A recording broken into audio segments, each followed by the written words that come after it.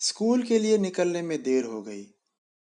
वैसे तो नियत समय पर जग गया था, किंतु फ्रेश होने में टाइम लग गया।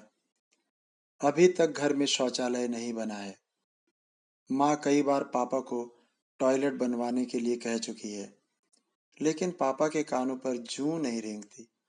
हर बार टाल देते हैं। कभी कहेंगे जगह नहीं है, कभी बोलेंगे मच्छर हो जाएंगे, बदबू फैलेगी, कि जब गड्ढा भर जाएगा तो सफाई कैसे कराएंगे। मतलब यह कि घर में संडास नहीं है और निवृत्त होने के लिए सभी को बाहर जाना पड़ता है। वैसे गांव में बहुत कम परिवारों ने अभी तक शौचालय बनवाए हैं। लोग बंजर खेतों में या गदेरा अर्थात पहाड़ी नाला जाते हैं। अमू भी घर से थोड़ी दूर ऊपर की तरफ ओट में दिशा मैदान के लिए जाता है। माँ बोलती है, ज्यादा दूर जाने की जरूरत नहीं, घर के सामने सगोड़े अर्थात सब्जी के बगीचे में बैठ जा। परंतु अमू को शर्म आती है। अब वह बड़ा हो गया है और आते जाते लोग भी तो देखते हैं। उसे बुरा लगता है। नियम से सुबह 6 बजे उठता है, मुंह धोता है, चाय पीता है, तब तक पेट में गुड़गुड़ होने लगता है। तुरंत लोटा लेकर निकल जाता है। आज भी यही रूटीन था।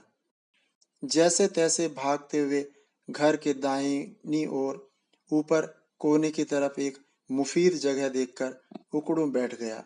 निक्कर खराब होते होते बची। बैठे बैठे दुनिया के सबसे निकृष्ट किंतु आवश्यक कार्य को निपटाते हुए अमु भी दुनिया जहान के फिक्र में खो सा गया। सामने कुछ दूरी पर एक खेत में खड़ी के पेड़ की शाखाओं पर पक्षी कलरव कर रहे थे। अमु की दृष्टि उन्हीं पर टिकी थी। उसके होठों पर हल्की सी मुस्कुराहट थी। हाथों में खुजली होने लगी थी। आज पक्षियों का बचना मुश्किल था। कोई न कोई अवश्य उसके हाथों सदगति प्राप्त करने वाला था। बैठे बैठे ही आसपास निगाह दौड़ाई। कुछ पत्थर हाथों में उठाकर तौले। कौन सा पत्थर शिकार तक पहुंच सकता है, कौन सा पत्थर पहना है जो एक झटके में काम तमाम कर दे। 3-4 पत्थर चुन लिए। दैनिक कर्म से निपटने के पश्चात निक्कर ऊपर की, सधे हाथों से लक्ष्य पर निशाना साधा और पत्थर उसके हाथ से छूटकर शिकार की तरफ लपका। उसके दोस्त उसे तोपची कहते हैं। स्कूल से आते जाते कई बार चिड़ियों छिपकलियों को मारा है। उसका फेंका पत्थर अर्जुन के गांडीव से निकले तीर के समान हवा की गति से अपने लक्ष्य की ओर बढ़ता चला जा रहा था। और ये लो, पत्थर एक गौरैया को लगा और गौरैया अपने स्थान से पतड़ाम नीचे गिर गई।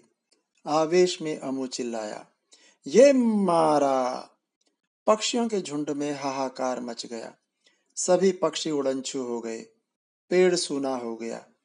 लेकिन अमू जानता था, चिड़िया थोड़ी देर में फिर वापस आएंगी और दोबारा वह उनका शिकार करेगा। उसकी छाती गर्व से फूल गई थी। कुछ ही क्षणों में पक्षी दोबारा पेड़ पर लौटने लगे, जैसे कुछ न हुआ हो। अमू के चेहरे पर विजयी मुस्कुराहट थी। उसकी बत्ती सी चमक रही थी। इससे बढ़िया आखेट कोई नहीं। दोबारा बाएं हाथ में एक पत्थर को तौला, लक्ष्य को चिह्नित किया और हाथ को 180 डिग्री तक पीछे ले जाकर पूरी ताकत से फेंका। पत्थर सनसनाता हुआ आगे बढ़ रहा था। अमू की निगाहें पत्थर पर टिकी थी। पत्थर अपने निशाने पर पहुंचने वाला था और यह क्या, पत्थर निशाना चूक गया और रास्ता भटकते हुए नीचे की ओर गमन कर गया। इससे पहले कि एक और पत्थर फेंकता, किसी के चिल्लाने की आवाज आई, अरे मार डाला, सिर फोड़ दिया, कौन है वहां, किसने फेंका पत्थर। अमू की सिट्टी पिट्टी गुम। इससे पहले कि ओट में होता, अपने घर के आंगन में बसंती ताई नमूदार हुई। ओ तू है, ओ अमू की माँ, देख अपने लड़के को, इसने मेरा सिर फोड़ दिया। मर गए। अमू आनन फानन में घर की ओर दौड़ पड़ा, किंतु उसके घर पहुंचने से पहले बसंती ताई की आवाज माँ के कानों तक पहुंच चुकी थी। माँ रौद्र रूप धारण किए आंगन में खड़ी थी। आंखें अंगारे बरसा रही थीं। आमू के ऊपर की सांस ऊपर और नीचे की नीचे। माँ के चेहरे की ओर देखने का साहस नहीं हुआ।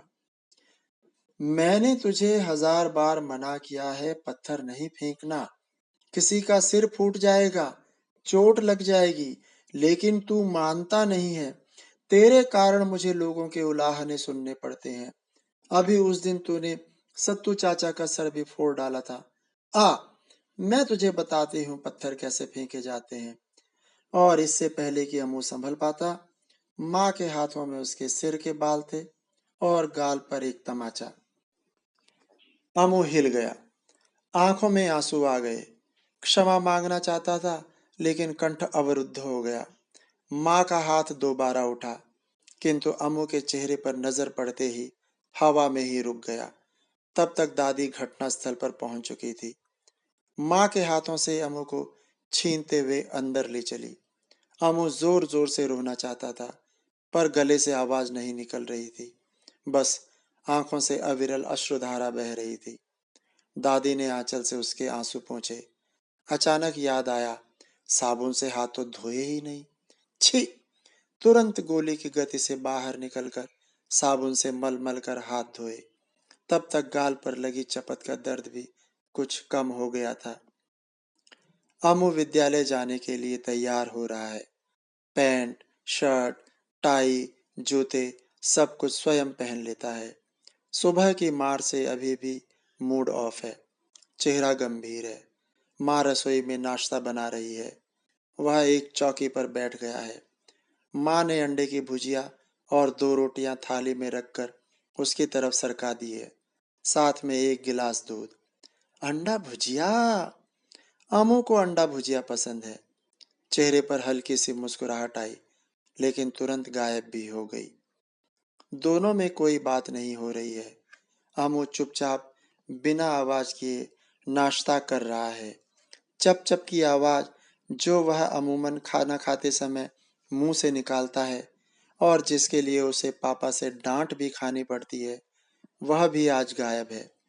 नाश्ता खत्म करके झूठी थाली को बर्तन धोने के स्थान पर रखकर, हाथ धोकर व कुल्ला करके, जूते पहनकर, बैग को कंधे पर लटकाकर स्कूल जाने को तैयार है, लेकिन कदम नहीं उठ रहे हैं। माँ रोज स्कूल जाते समय उसकी भुक्की पीती है, अर्थात चुम्बन लेती है, लेकिन माँ तो रसोई में है। अमू का मन उदास है। धीरे धीरे बाहर की तरफ कदम बढ़ा रहा है। एक कदम चलता है, फिर रुक जाता है, फिर दूसरा कदम उठाता है, फिर ठहर जाता है, जैसे कोई उसे चुंबक की भांति पीछे की ओर खींच रहा हो। मन में एक आस, एक उम्मीद है कि शायद माँ पुकारे, किंतु पीछे से कोई आवाज नहीं आई। वह उदास कदमों से आंगन पार करने ही वाला है कि माँ की आवाज कानों में पड़ी। अमू! कदम वहीं रुक गए हैं। धीरे से पीछे मुड़कर देखा, माँ आंगन में खड़ी है। दोनों की निगाहें मिली। अमू के मन में एक ज्वार उठा और भागकर माँ से लिपट गया है। माँ ने उसे अपने आंचल में समेट लिया है। आहा! ऐसा सुख और कहाँ। खुशी से अमू की आंखें नम हैं। माँ ने उसके चेहरे को ठुड्डी से पकड़कर ऊपर उठाया, गाल पर चुम्बन लिया और बाहों से मुक्त कर दिया। अमू गाय के बछड़े के समान कुलांचे मारता भाग निकला। उसके पैर नहीं रुक रहे हैं, बस दौड़ रहा है। दोस्त पुकार रहे हैं, अमू रुक जा, हम भी आ रहे हैं। किंतु अमू रुकना नहीं चाहता है। आज जैसे सब कुछ मिल गया, आज जैसा पहले कभी नहीं मिला। भाग रहा है। स्कूल तक का फासला ऐसे ही भाग कर तय करना चाहता है।